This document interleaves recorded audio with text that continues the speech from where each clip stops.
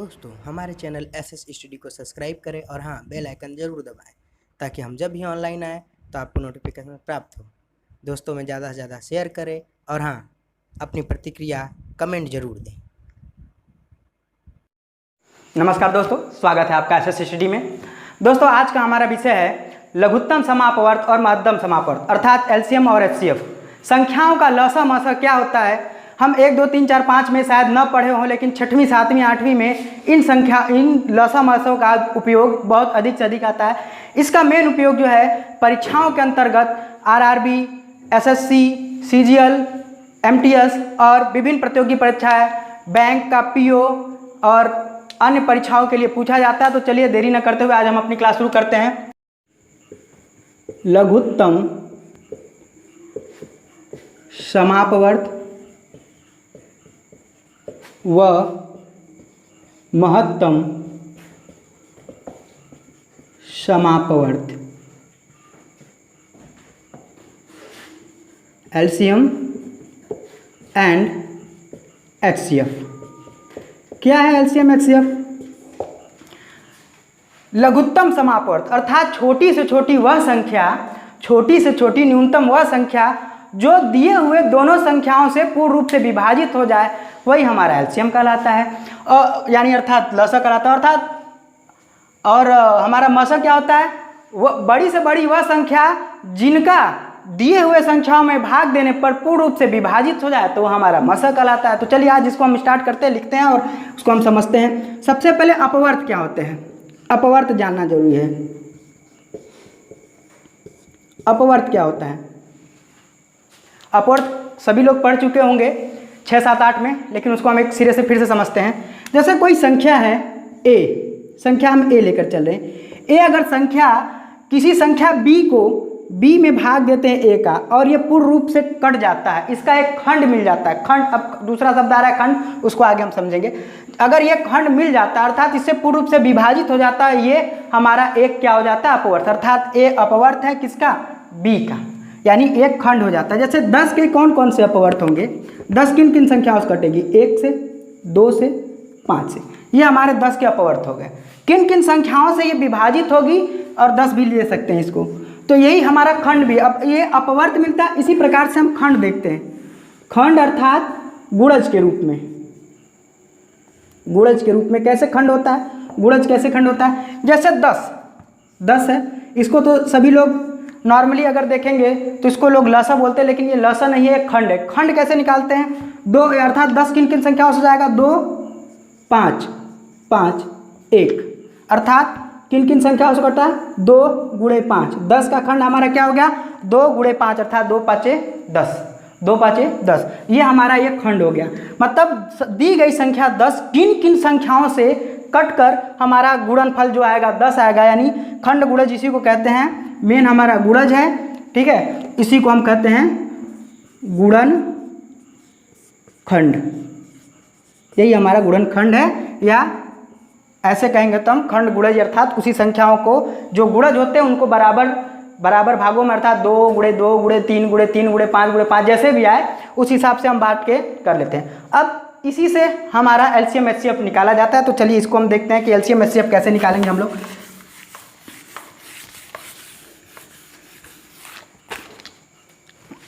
LCM क्या है हमारा?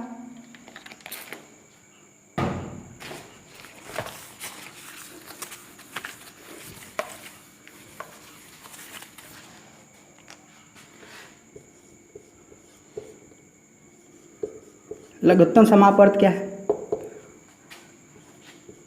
2 या 2 से अधिक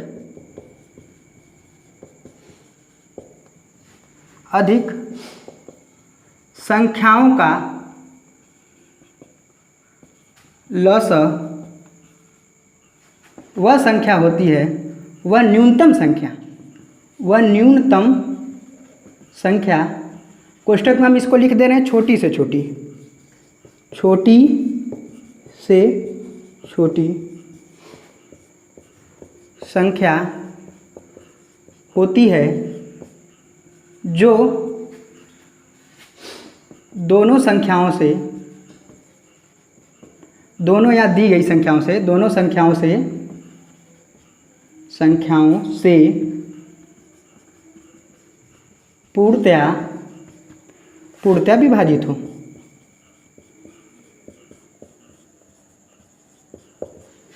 अर्थात दो या दो से अधिक संख्या, दो संख्या है, चार संख्या है, पांच संख्या, उनका हमको लसन निकालना है। दो या दो से अधिक संख्याओं का लसा वह न्यूनतम संख्या होती है, यानी वह छोटी से छोटी संख्या होती है जो कि दोनों संख्याओं से भाग देने पर पूर्ण रूप से विभाजित हो जाए। तो जैसे हम एक इसका एग्जाम्पल ले लेते हैं। चलिए हम तीन संख्या लेते हैं, 24, 36 और 48, तीन संख्याओं को ले लेते हैं। पहले हम एक इसका खंड विधि देख लेते हैं। 24, 36 और 48 का खंड विधि क्या है? खंड विधि से कैसे करेंगे? वही जो अभी आपको हम बताएं, गुणनखंड विधि। 24 को किन किन संख्या उसका होता है? 2 दूनी के 4, दूनी के 8, तिरिक के 24। 36 2 दूनी के 4, तेई 12, तेई 36। और 48 2 दूनी के 4, दूनी के 8, दूनी के 16, तिया 48। ये हमको संख्याओं का खंड मिल गया। 24 का ये है, 36 का ये है और 48 का ये है। अब लसा प वह न्यूनतम से न्यूनतम संख्या होती है जो दोनों संख्याओं से पूर्णतः विभाजित हो जाए। इसमें जो कॉमन मेथड मिलता है, कॉमन होता है, जो संख्या कॉमन होती है, यानी लघुत्तम समापवर्त, अर्थात वो जो कॉमन होता है, लिस्ट कॉमन, कम से कम जो कॉमन मिलता है। जैसे ये देखिए 2 कॉमन मिल गया, ये 2 कॉमन मिल गया, उसके बाद तीनों में एक 3 है तो एक ये 3 कॉमन मिल गया। अर्थात एलसीएम हमारा हो जाएगा 2 × 2 × 3, ये तो कॉमन मिल गया। प्लस अब जो कॉमन नहीं मिला उसके बाद एक और 2 है, इसमें 2 है और इसमें एक 3 है। तो 2 दूनी के 4, तेई 12, दूनी 24, दूना 48 में 3 का गुणा कर दे। 48 × 3 4 12 144। अर्थात इन तीनों का एलसीएम कितना हो जाएगा? एलसीएम हमारा आ जाएगा एलसीएम = 144। 144 वह छोटी से छोटी संख्या है जो इन तीनों से पूर्णतः हमारी क्या हो जाएगी? विभाजित हो जाएगी। जो कॉमन मिला वो तो हमारा एचसीएफ हो जाएगा, लेकिन कॉमन के बाद जो बाकी जो संख्या हैं उन सबको मिलाकर जब हम गुणनखंड कर देंगे, उसका गुणा कर देंगे तो हमारा क्या हो जाएगा? हमारा एलसीएम हो जाएगा। इस हिसाब से हम आगे चलते हैं। इसमें एक और उदाहरण दे देते हैं आपको, और उदाहरण लेते हैं। सेकेंड नंबर एग्जाम्पल, 12, 24, 8 इन तीनों का निकालना। तो आगे पीछे कोई भी लिख सकते हैं संख्याओं में, उसमें कोई दिक्कत नहीं होना चाहिए आप लोगों को। अब चलिए हम डिवाइड मेथड से बताते हैं कैसे। 12, 24, 8, 2 6 का 12, 12 दूना 24, 4 दूना के 8, 2 इसमें भाग देकर एक एक करके हम निकाल लेते हैं। 2 यहीं 6, 2 6 का 12, 2 दूनी के 4, फिर 2 3 3 1, फिर 3 1 1 1। अर्थात हम तब तक भाग देते हैं जब तक कि हमारा जो है लास्ट में भागफल 1 ना आ जाए। अब इन संख्याओं का आपस में जब हम गुणा कर देंगे तो वही हमारा इन तीनों संख्याओं का क्या मिल जाएगा? लसा, अर्थात एलसीएम। कितना हो जाएगा संख्याओं का लसा? 2 × 2 × 2 × 3, अर्थात 2 दूना के 4, दूना के 8, तिरिक के 24। अर्थात एलसीएम क्या हो गया हमारा? एलसीएम = 24। इन तीनों संख्याओं का जो है लसा कितना हो जाएगा? 24। तो इस तरह से हम लसा निकालते हैं। अब लसा निकालने की दोनों विधियाँ आपको बता दी हैं, इसको हम लिख दे रहे हैं कि कौन कौन सी विधियाँ हैं। पहली विधि है, फर्स्ट मेथड है हमारा गुणनखंड विधि, और दूसरा है भाग विधि। ये तो आपको हम भाग विधि बता ही दिए, इससे पहले वाले में आपको गुणनखंड बताए थे। तो ये लसा निकालने की 2 विधियां हैं। अब इसी में जो प्रतियोगी परीक्षाओं में है, अब तो नॉर्मल सिंपल ये 6 7 8 का जो क्वेश्चन आता है वैसा तो देगा नहीं, टफ बना कर देते हैं, भिन्नों का देते हैं। तब चलिए उनको भी हम इसके बाद पढ़ेंगे। पहले हम मसा पढ़ लेते हैं, फिर उसके बाद भिन्नों का लसा मसा निकालना हम सीखेंगे। पहले हम लसा निकाल लेते हैं, इसका मसा निकाल लेते हैं। मसा कैसे निकालते हैं?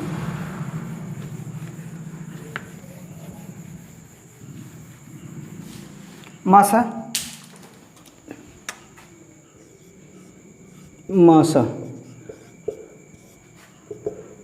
मसा 2 या 2 से अधिक संख्याओं का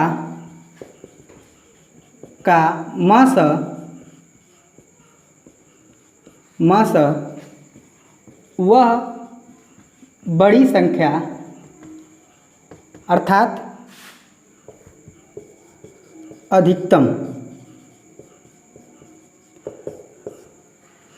वह बड़ी संख्या होती है जिससे दी हुई संख्याएं पूर्णतया विभाजित हो जाएं। अब यहाँ पे देखिए अंतर क्या है। जब हम लोग एलसीएम में पढ़ रहे थे यानी लघुत्तम समापवर्त में, तो वहाँ हम पढ़ रहे थे कि जो हमारा जो वह छोटी से छोटी संख्या, यहाँ पे बड़ी से बड़ी संख्या आ गई। और वहाँ यह पढ़ रहे थे कि जो संख्या हमारा एलसीएम निकलेगी वह संख्या पूर्णतः विभाजित हो, लेकिन यहाँ वह संख्या पूर्णतः विभाजित होगी जो हमारे प्रश्न में दी रहेगी। अर्थात एलसीएम का जस्ट हम कह सकते हैं कि अपोजिट क्या होता है, एचसीएफ। यानी कि हम एलसीएम निकालते हैं, क्या एचसीएफ क्या निकालते हैं, वह बड़ी से बड़ी संख्या यानी अधिकतम संख्या जिसमें दी हुई संख्या पूर्णतः विभाजित हो जाए, वह हमारा क्या कहलाता है, मस। वह हमारी संख्या मस कहलाती है। तो इसका हम उदाहरण लेते हैं, एक तो उदाहरण इसका हम ले लेते हैं। 9, 18 और 27 का मस ज्ञात कीजिए। इन तीनों संख्याओं का हमको मस निकालना है। कैसे करेंगे, इसकी भी दो विधियां हैं। पहला कौन सा हम लोग का चलता है, पहला चलता है गुणनखंड मेथड, दूसरा है भाग विधि। तो चलिए इजीली जो है गुणनखंड भी है और भाग विधि है, तो दोनों को हम पहले गुणनखंड से देख लेते हैं। गुणनखंड मेथड क्या है, वही किन किन संख्याओं से कटेगा, ये 3 × 3 यानी 3 त्रिके 9 और 18 2 तिहाई 6 3 18 और 27 3 त्रिके 9 3 27। अब यहाँ पे बड़ी से बड़ी संख्या जिससे दी हुई संख्या पूर्णतः विभाजित हो जाए। अब इसमें कॉमन क्या मिल रहा है, हमारा हाईएस्ट कॉमन फैक्टर क्या है, 2 3। यहाँ भी 2 3 है, यहाँ भी 2 3 है, यहाँ भी 2 3।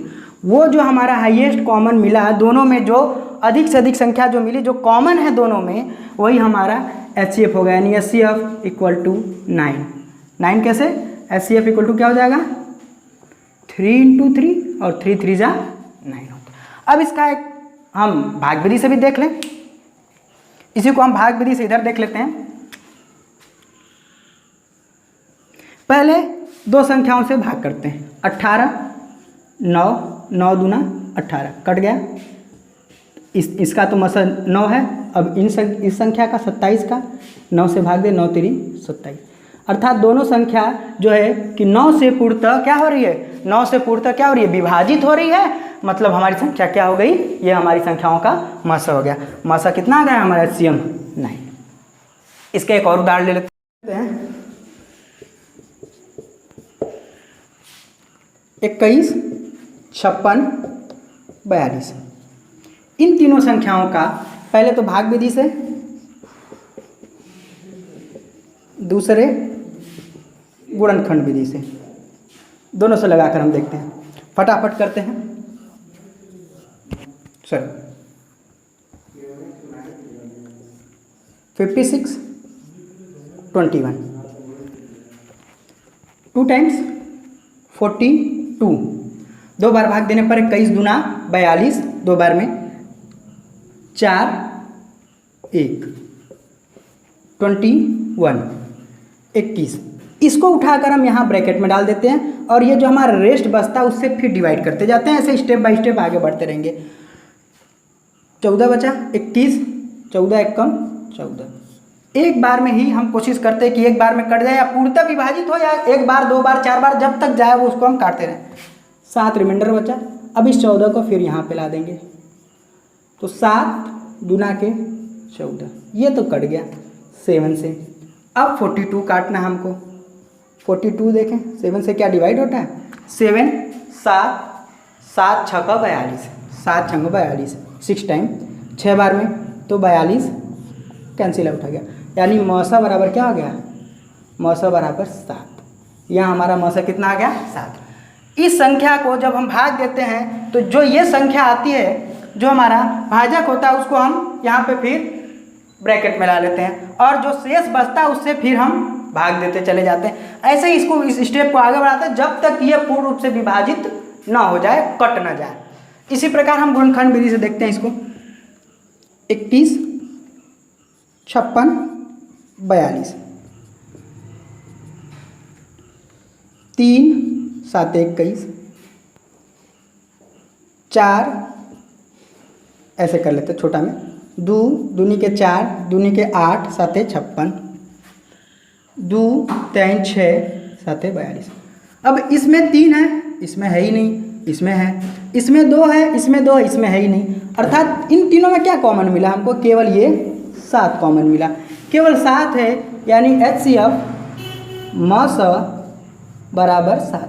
दोनों विधि से हमारा मौसा कितना आ गया, 7 आ गया। दोनों विधि से हमारा जो है मौसा 7 आ गया, अर्थात हमारा दोनों विधि हमारा सही है। अब चलते हैं जो मुख्य रूप से परीक्षाओं में जो पूछा जाता है प्रश्न, जो मुख्य रूप से परीक्षाओं में प्रश्न पूछा जाता है हमारा, उसके ऊपर चलते हैं। क्योंकि ये भी प्रश्न पूछे जाते हैं, ये भी प्रश्न जो है परीक्षाओं में पूछे जाते हैं, लेकिन कुछ टफ फेज जब तक नहीं होगा तब तक पर परीक्षा का मज़ा आएगा नहीं, इसलिए थोड़ा हम टफ पढ़ते हैं। अब जैसे भिन्नों का लौसा और मौसा कैसे निकालते हैं, देखिए पहला स्टेप लिख दे रहे हैं हम सूत्र के साथ, भिन्नों का लौसा।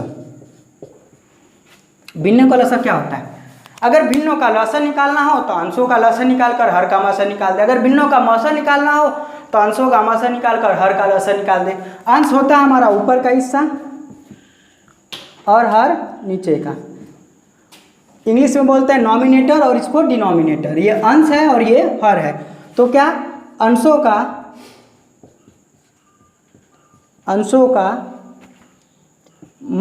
लौसा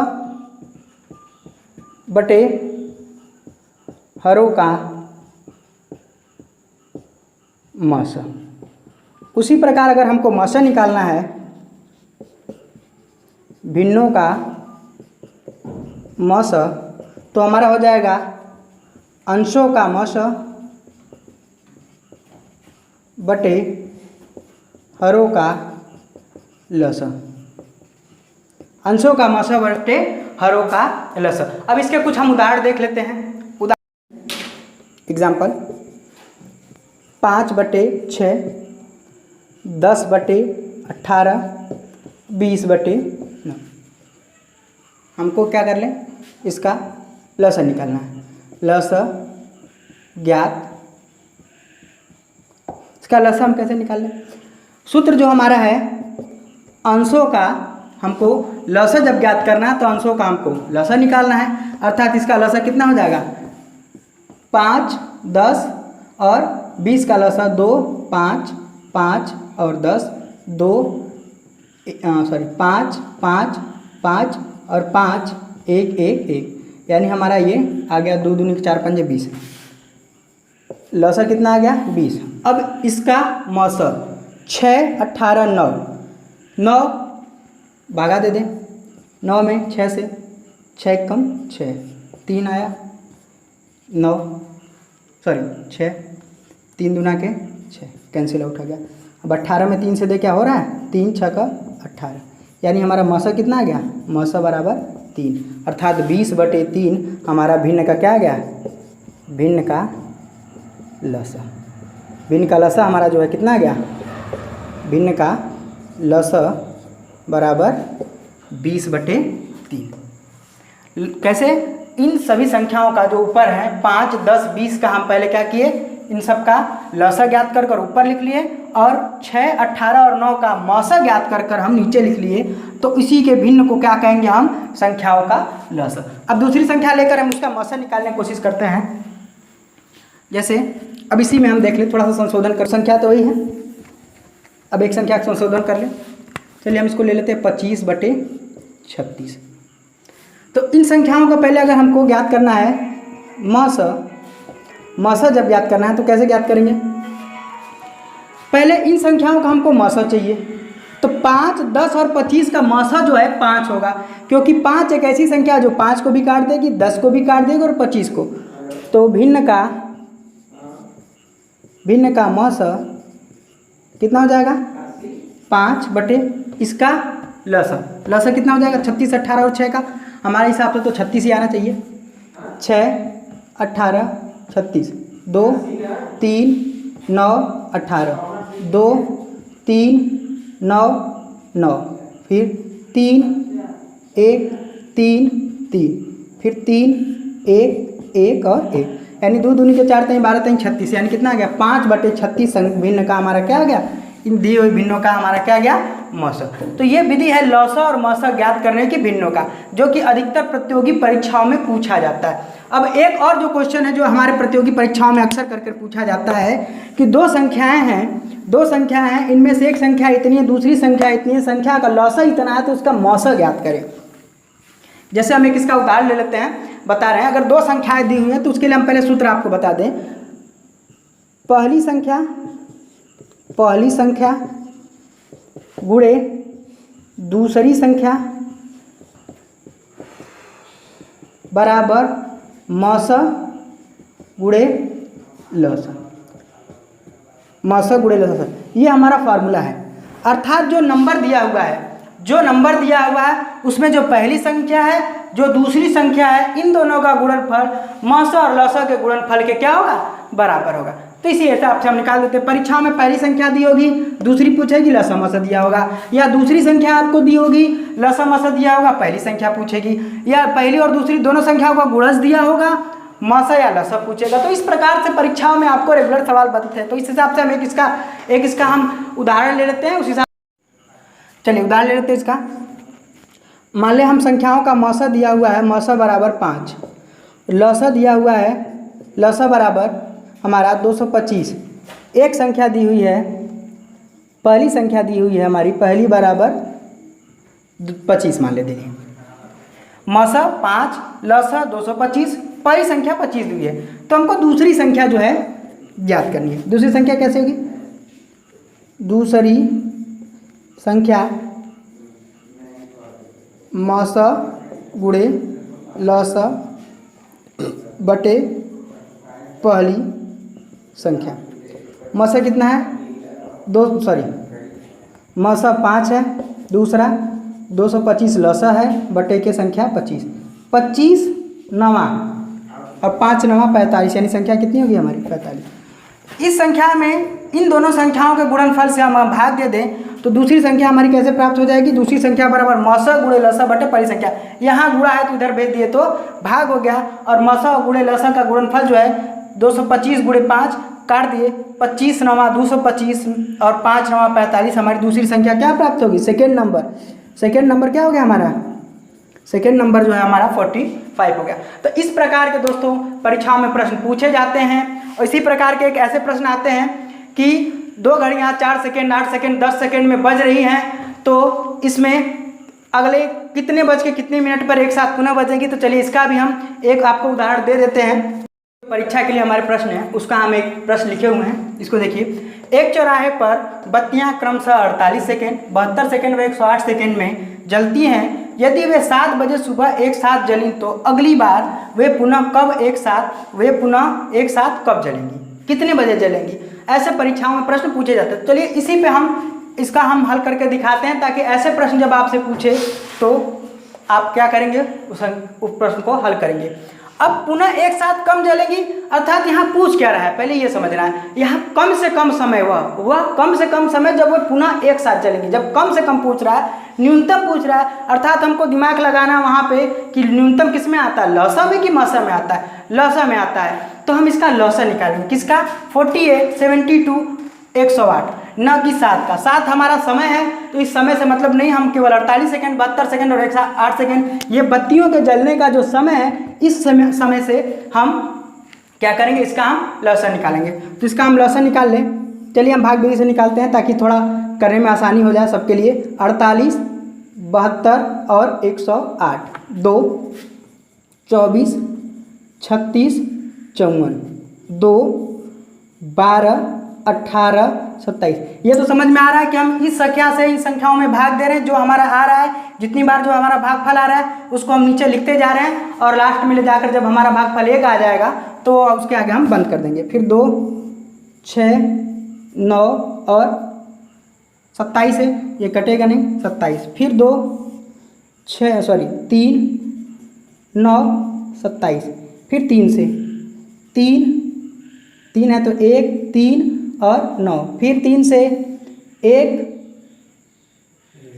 और 3। फिर 3 से ले जाएंगे तो 1, 1 और 1, अर्थात जब हमारा लास्ट में 1, 1, 1 आ गया तो हम यहीं पे छोड़ देंगे। अब इन संख्याओं का हम क्या करेंगे, गुणा करेंगे। 2 दूनी के 4, दूनी के 8, दूनी के 16, गुणे 3 3 9 3 27, अर्थात 2 एलसीएम क्या हो जाएगा हमारा, एलसीएम बराबर 2 गुणे 2 गुणे 2 गुणे 2 गुणे 3 गुणे 3 गुणे 3 गुणे 3, गुणा कर लें। 2 दूनी के 4, दूनी के 8, दूनी के 16 गुणे 27, गुणा कर लें। सॉरी, एक अधिक हो गया, 3 हमारा एक अधिक हो गया, 3 3 9 3 27 इनका, और इसका 2 दूनी 4 दूनी 8 दूनी 16, गुणा करेंगे। 16 7 112, 2 16 दूना 32 और 32 में 11 जोड़ेंगे तो 43, 432 सेकेंड, अर्थात जब जली हैं उसके 432 सेकेंड बाद ये वापस से जलेंगी। तो इसको हम 432 सेकेंड को हम मिनट में बदल कर इस संख्या में ऐड कर दें। जैसे 7 बजे के बाद 432 सेकेंड, तो हम ये नहीं कहेंगे कि 7:432 सेकेंड पे जलेंगी, तो हम उसको मिनट और सेकेंड में ऐसा कन्वर्ट कर लें ताकि वो कहने के लिए आसान हो जाए। तो 432 में अगर हम 60 का भागा देंगे तो 6 7 42, यानी कि कितने मिनट हो गए, 432 में हम 60 का भागा दे दें। 1 मिनट में हमारा 60 सेकेंड होता है, तो 6 7 42, 420 और ये 12 जो हमारा सेकेंड है, तो हम क्या लिख लेंगे, 7 मिनट और 12 सेकेंड, अर्थात वे पुनः कब जलेंगी, 7:00 मिनट और 00 सेकेंड में 7 मिनट और 12 सेकेंड जोड़ लें तो 7:07 मिनट और कितना सेकेंड, 12 सेकेंड में 12 सेकेंड पे वे 7:07 मिनट 12 सेकेंड पे वे पुनः एक साथ जलेंगी। तो दोस्तों, ये था हमारा आज का वीडियो। अगर आपको हमारा वीडियो पसंद आता है तो अपने दोस्तों में शेयर करें, ज़्यादा से ज़्यादा इस पर अपनी प्रतिक्रिया दें, कमेंट करें और लोगों को सब्सक्राइब कराएं, स्वयं सब्सक्राइब करें, दोस्तों को सब्सक्राइब कराएं, और कोशिश कर हमारे वीडियो में अगर कोई ऐसा चीज़ है जो आपको पसंद ना आया हो तो कमेंट कर हमको बताएं, हम उस वीडियो को संशोधित करेंगे और कोशिश करेंगे कि अपनी तरफ से आपके लिए जितना उपयोगी हो सके उतना अच्छा वीडियो दें। आज के लिए धन्यवाद।